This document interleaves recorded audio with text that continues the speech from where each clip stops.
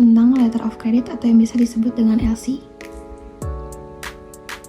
Definisi dari LC itu sendiri merupakan surat kredit jaminan pembayaran yang dikeluarkan oleh bank atas permintaan pembeli kepada penjual dalam transaksi perdagangan, terutama dalam perdagangan internasional. LC ini menjamin bahwa pembayaran akan dilakukan oleh pembeli kepada penjual sesuai dengan syarat dan kondisi yang telah disepakati, asalkan penjual dapat memberikan dokumen yang sesuai dengan ketentuan yang telah ditetapkan dalam LC.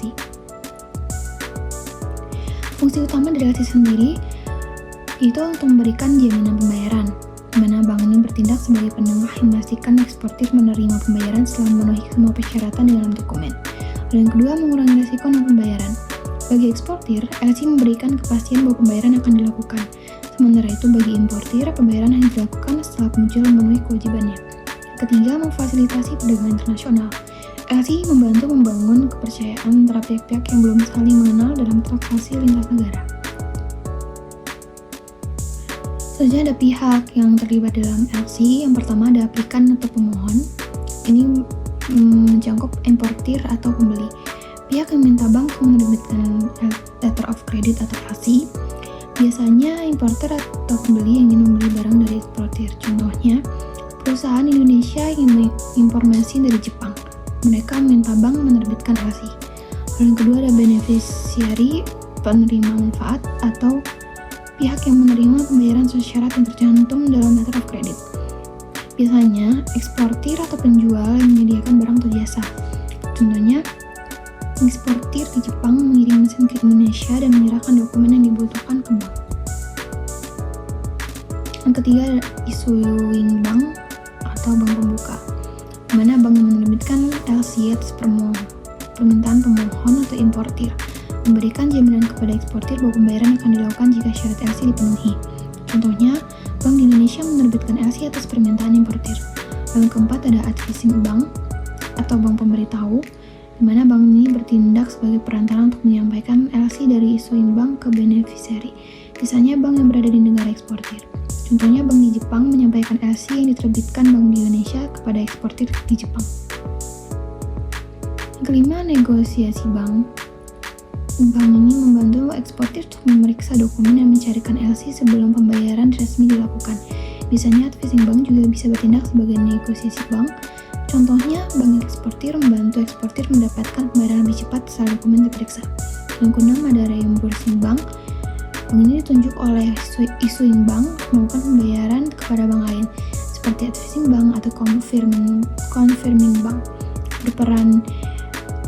Bank ini berperan dalam memfasilitasi pembayaran internasional.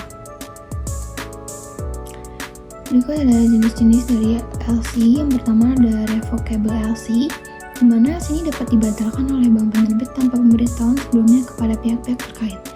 Umumnya digunakan untuk transaksi jangka pendek atau ketika tingkat kepercayaan antara pihak-pihak masih rendah. Yang kedua dari irrevocable LC. LC ini tidak dapat dibatalkan atau diubah tanpa persetujuan semua pihak yang terlibat. Kegunaannya lebih sering digunakan karena memberikan tingkat keamanan yang lebih tinggi bagi eksportir. Yang ketiga ada confirm LC. Jenis LC ini diberikan tambahan jaminan dari bank lain selain bank penerbit, biasanya dari bank di negara eksportir. Memberikan tingkat keamanan yang sangat tinggi bagi eksportir, terutama jika bank konfirmasi adalah bank ternama. Yang keempat, unconfirmed LC. Jenis LC ini hanya bank penerbit yang memberikan jaminan pembayaran kepada eksportir. Tidak ada bank lain yang memberikan konfirmasi tambahan, di mana proses ini lebih sederhana dan biaya yang dikeluarkan biasanya lebih rendah. Yang kelima ada side LC. Side LC mengharuskan pembayaran dilakukan segera setelah dokumen yang diperlukan diserahkan kepada bank. Dengan kata lain, eksportir akan langsung menerima pembayaran begitu dokumennya diverifikasi. Yang keempat ada usance LC, di mana LC ini memungkinkan pembayaran dilakukan pada tanggal jatuh tempo di masa yang mendatang. Ini memberikan tenggat waktu bagi importir untuk membayar, memberikan fleksibilitas dalam hal pembayaran, terutama untuk transaksi jangka panjang. Selanjutnya ada cara kerja dari letter of credit itu sendiri. Yang pertama, permintaan pembukaan LC, di mana importir meminta banknya untuk membuka LC dengan menyertakan syarat dan ketentuan yang disepakati dengan eksportir. Yang kedua, penerbitan LC oleh issuing bank. Issuing bank mengeluarkan LC dan mengirim mengirimkan dokumen tersebut ke bank yang ada di negara eksportir atau advising bank. Lalu yang ketiga, pemberitahuan kepada eksportir. Advising bank ini memberitahukan eksportir bahwa LC telah diterbitkan, memberikan jaminan bahwa pembayaran akan dilakukan jika syarat-syarat LC dipenuhi. Lalu yang keempat, pengiriman barang dan dokumen. Eksportir mengirim barang sesuai kesepakatan dan menyerahkan dokumen yang diperlukan, misalnya seperti invoice, bill of lading, dan lain-lain ke advising bank. Lalu yang kelima, memverifikasi dan pembayaran. Advising bank memverifikasi dokumen dan mengirimkannya ke issuing bank. Jika dokumen sesuai dengan ketentuan LC, issuing bank melakukan pembayaran kepada eksportir. Lalu yang keenam, pembayaran oleh importir. Setelah pembayaran dilakukan kepada eksportir, importir membayar jumlah yang telah dibayarkan oleh issuing bank sesuai dengan ketentuan yang ada dalam LC. Lalu yang ketujuh, dokumen kepada importir, di mana issuing bank mengirimkan dokumen asli kepada importir yang dapat digunakan untuk membeli barang yang telah dikirimkan oleh eksportir. Selanjutnya ada dokumen yang dibutuhkan dalam LC. Yang pertama ada commercial invoice, di mana yang berupa faktur yang dikeluarkan oleh eksportir yang mencantumkan rincian barang yang dijual, harga, jumlah, dan syarat pembayaran. Lalu yang kedua ada bill of lading atau BL, dokumen yang diterbitkan oleh perusahaan pelayaran dan atau pengangkut yang menunjukkan bahwa barang telah dikirim dan diangkut ke tujuan. Yang ketiga ada packing list, yang merupakan daftar rinci tentang kemasan barang yang dikirim, termasuk jumlah, jenis, dan ukuran barang. Lalu yang keempat ada certificate of origin, yang merupakan sertifikat yang menunjukkan asal negara barang yang dikirim, biasanya dikeluarkan oleh Kamar Dagang atau otoritas pemerintah. Lalu yang kelima ada insurance certificate, di mana sertifikat ini menunjukkan bahwa barang yang dikirim diasuransikan untuk menanggung resiko kerusakan atau kehilangan selama pengiriman. Lalu yang keenam ada draft atau bill of exchange. Dokumen ini yang meminta pembayaran dari importir kepada bank atau pihak ketiga yang ditunjuk, biasanya dalam bentuk cek atau surat perintah pembayaran. Yang ketujuh ada inspection certificate. Sertifikat yang menunjukkan bahwa barang telah diperiksa dan sesuai dengan kualitas dan spesifikasi yang disepakati. Lalu yang kedelapan ada transit dokumen. Dokumen ini terkait pengangkutan barang seperti airway bill untuk pengiriman laut udara atau roadway bill untuk pengiriman laut darat.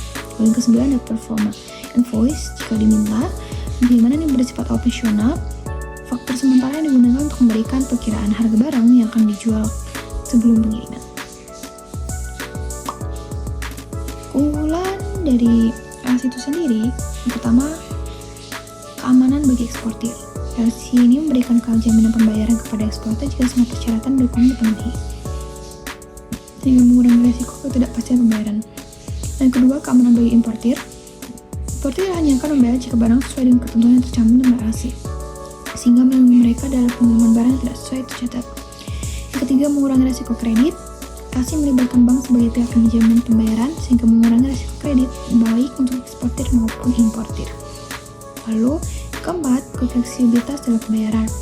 Terdapat berbagai jenis LC yang memungkinkan eksportir dan importir memilih cara pembayaran sesuai dengan kebutuhan transaksi. Yang kelima, dapat memfasilitasi perdagangan internasional. Yang keenam, ini bisa meningkatkan kepercayaan antara eksportir dan importir yang mungkin belum saling mengenal. Lalu ada dokumen.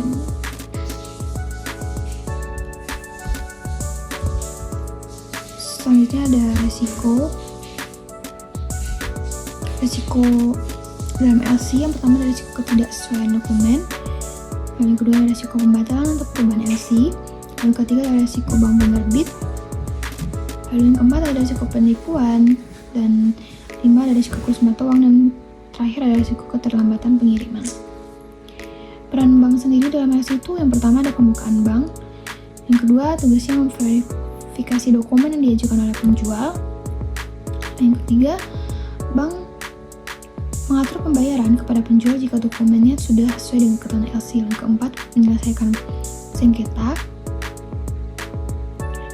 Lalu kesimpulan dari LC sendiri adalah instrumen keuangan yang digunakan dalam perdagangan internasional untuk memastikan pembayaran yang aman antara importir dan eksportir.